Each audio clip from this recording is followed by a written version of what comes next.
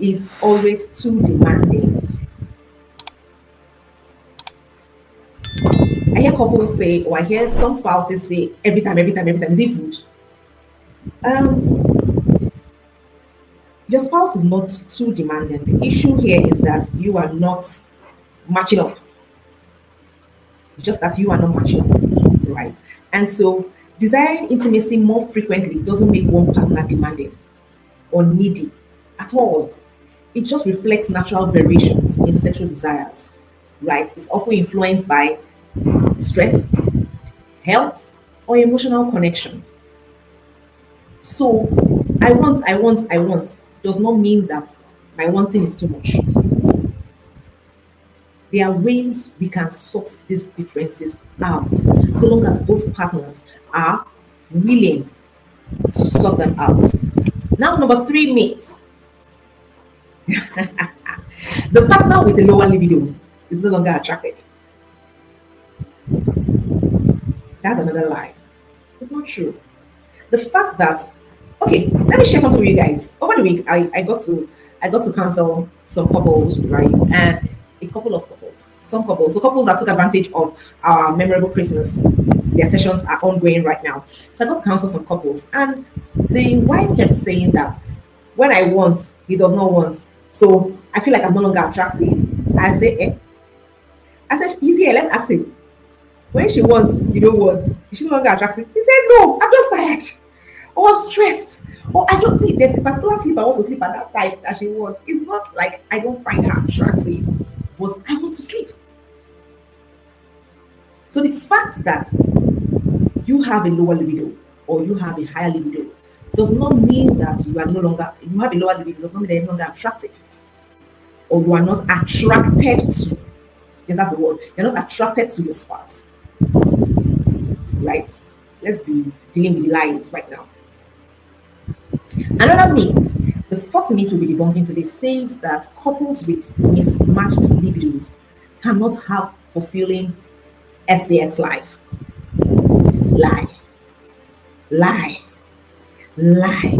See, the truth of the matter is that you rarely find couples that have matched libidos. You rarely find them. Very, very rare to have couples that have matched libidos. Right. Now, there's a mismatch. Does not mean that they cannot have beautiful, fulfilling sexual life. That's a lie. They just need to come together, understand their differences, know when to and when not to, and how to make it work and communicate it without judging, malice, without faults.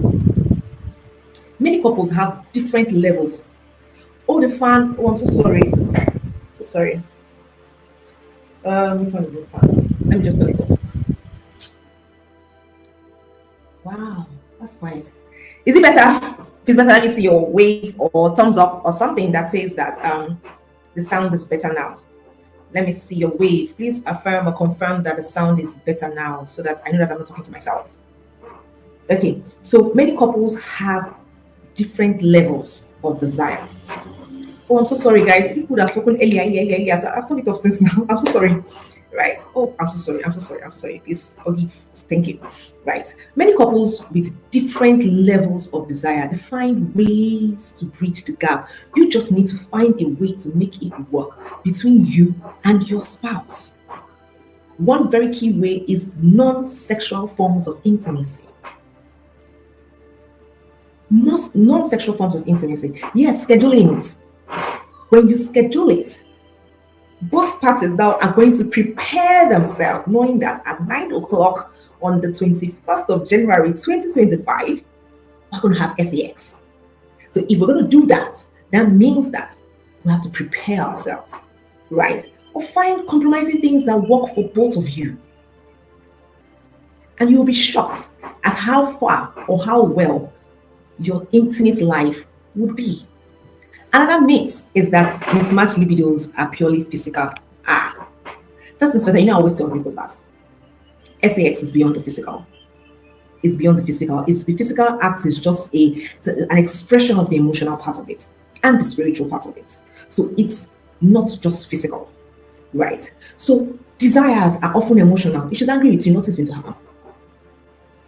Desire is often financial. If there's school fees to be paid, okay, you cannot be having an erection. There's no food for our children to eat. You can't be having an erection. I'm sorry. I'm just saying, right? Hi, JP. Then, sometimes it's stress levels, sometimes self-esteem. Self-esteem. Even relationship dynamics also affect the libido. You hear things like, it wasn't like this before. This is not how it used to be. All of a sudden, she's not this. All of a sudden, he's no longer this. He's no longer interested. Oga is thinking of bills he has to pay. You are thinking of, Royal Rumble at that time. And sister, there will be a disparity. The libido will not match at that time. It won't. Right. Oh, another myth is that the higher libido must always settle. Come up here, oh ye lower libido. Come up here, right? And meet. Why must the person with the higher libido be the one to compromise? Why? There are ways to meet both partners' need creatively. There are ways, whether through initiating other forms of connection, or exploring forms of connection, or exploring ways to foster more spontaneous desires in the marriage. So you hear things like, every time he wants, can't you just let's just do 2 times? And so every time you don't want, can't you let's just do 3 times? There has to be a conversation around it, and then we have an agreement, and then we both stick to the agreement and make it fun and exciting for both parties. Oh, I read somewhere that when you talk about it, when you talk about your libido differences, it will make things worse. How, please? How? If we're not talking about it, how will we know that they're different? One key thing I always say here is the fact that communication is the key to everything. Open, empathetic communication is essential for resolving libido mismatches. I don't like this. I like this. This is how can we make this work? This is not working like this for us. It's affecting avoid topics that can lead to resentment, misunderstanding, and more significant relationship issues. You need to communicate empathetically. Mostly, I wouldn't even say mostly, both parties, the one with the higher libido and the one with the lower libido. Most times we find out that the major issue is that both of them don't know how to say what they want to say to each other. Most times we find out that the one with the higher libido or the couple themselves don't know what to say to each other. So there's silence. And we're just managing. I've said it severally here that sex is to be enjoyed and not endured. When you are getting to a point where you are just doing your obligatory sex, it's getting higher than your, when you're dutiful, it's getting more than you're beautiful. You need help. And that's why we're here. Wholesome sexuality, we will teach you wholesomely how to make it work. Right. Okay. I thought this was going to be long, so I think we'll just make it into one session. So now we know the myths surrounding intimacy and libidos, right? I don't know. Let me even start from here. Did you learn something before we go to the second phase of it? Did you learn anything? What stood out for you? What's that word? What resonated with something you've been hearing about mismatched libidos? Because what we just did now was myths surrounding mismatched libidos. What did you hear that you learned that's new? Or, let's communicate. Where are my YouTube people? You people are not saying anything today. What happened? I've not left you people. We're together. We are together. Where are my YouTube people? Communication is very key. Thank you, JP. Communication is very key. Communication is very key. Remember that the definition for communication here is what you say, how you say, when you say it, to whom you are saying it to, until there's a mutual understanding of what is being communicated. Right? I'll take that again. What you say, how you say, when you say it, to whom you are saying it, until there's a mutual understanding on what is being communicated. Compromise. Thank you, Bangi. Compromise. Yeah. And what I said about compromise is that it doesn't have to always be the one with the higher libido that compromises. I said the one with lower libido, come up here. And let's meet somewhere. Let's meet halfway or 3/4 way. Come up here. right? Okay, I have good students in class today. In the clinic today, what we call this is clinic. Yeah. Okay, so the second phase of it now, we are going into how do we deal with these libido differences? How do we deal with it? Basically, differences require a compassionate, collaborative approach that emphasizes, get this, I'm reading because I wrote it down.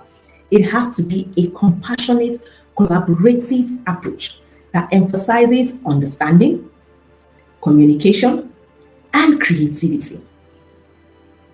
You are not coming into this conversation attacking. You're not coming guns blazing. You're thinking about me. Every time you don't want, every time you don't want. Calm down. Calm down. Oh, I'm always initiating. I'm always initiating. Calm down. Calm down. So the first thing you need to do is acknowledge that there's an issue. No judging. No judging anybody. You are not the problem. One of my mentors will say, your wife is not the problem. Husband is not the problem. The problem is the problem. The first thing is to acknowledge the fact that both of you are not, there is a problem, but it's not you, it's not her, or it's not you, it's not him. Realize that both of you are one. You are a force. So now let us deal with the problem. So you need to acknowledge without judgments and recognize that libido differences are normal. It's common, they are common, and don't mean there's something wrong with either of you. One is just high, one is low. The same way you are fair, your spouse is dark. The same way your spouse is tall, you are closer to the ground. It's just a difference. It doesn't mean that anything is wrong with your spouse. Approach the topic as a team, focusing on we rather than I. So I don't like, I'm not satisfied, I, every time I. How about we? So rather than use you versus me, it's about us, we. So instead of saying, I think we should, how about we explore? Let's explore this together to improve our connection, right? Let's explore. See, language is very, very important. You are saying the same thing, but how you say it can be the problem. So let's explore together. Let's explore this thing together. Let's see. Listening. Let's see. That means you and I together in this. Let's make it work. Hello, Igor on YouTube. Hi, Igor. Welcome. Let's make it work. The next thing you need to do is open and honest communication. Talk about your intimate life in a relaxed, no pressure. It's not when that time is doing you do, and you came and he now says, I'm not in the mood. Every time, you're not in the mood. What's wrong with you? Are you the person working in Nigeria? Are you the person in this? I did, I was in traffic too. No pressure. No pressure. It should be a conversation where both parties feel comfortable to share their feelings and needs without fear. Without fear. Even share their fears without blame or shame. So when you are expressing your thoughts or your feelings, you use the word, you use I. So for instance, I feel loved when I'm physically close to you. Or I feel loved. I feel loved when I get messages from you. You are expressing your feeling. It's not our feeling now. You're expressing your feeling. In that conversation, you also need to identify triggers, contributing factors. Oh, it's like we've been stressed of late. So how do we deal with stress? Or he has been on a busy schedule, lack of privacy, children are everywhere. Children are everywhere, or your parents are around for a few days, things are, there's no privacy, Oh, I've had a couple have their parents around. I have had my parents around. I've had my parents around for like 3 months. And yes, it affected my intimate life because in my head I'm like, hey, my father is next door. Okay, calm down, can be coming down. My father is next door. What's that? Hey, that's it. I paid in full. Your father to collected the money. it's okay. He had to get me comfortable. He had to validate my feelings and then help me relax. Because last they were around for like 4 months. I want to say that nothing happened in 4 months. That's not true. Things had to happen, right? You know. So environmental factors, or what? Let's even find what the root cause of the problem is. What's happening? Then you need to prioritize intimacy. Hi, Stoner. You need to prioritize emotional intimacy. I tell you here all the time, sex is not intimacy.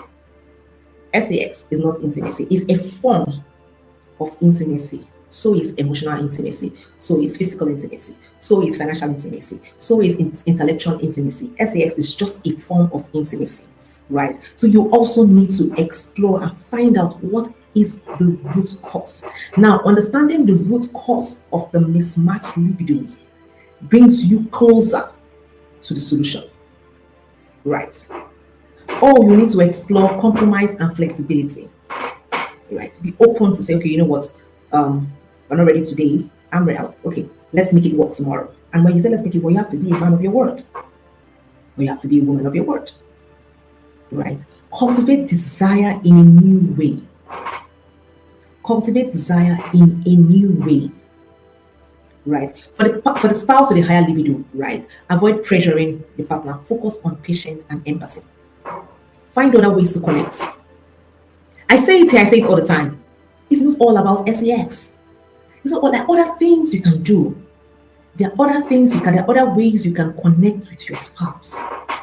There are other ways you can connect with your spouse. Find those ways.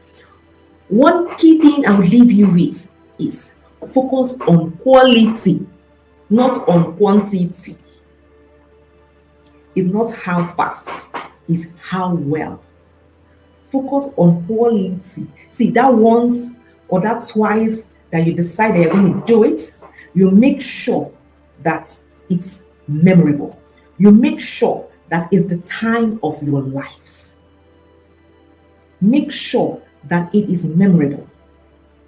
Focus on quality, not quantity.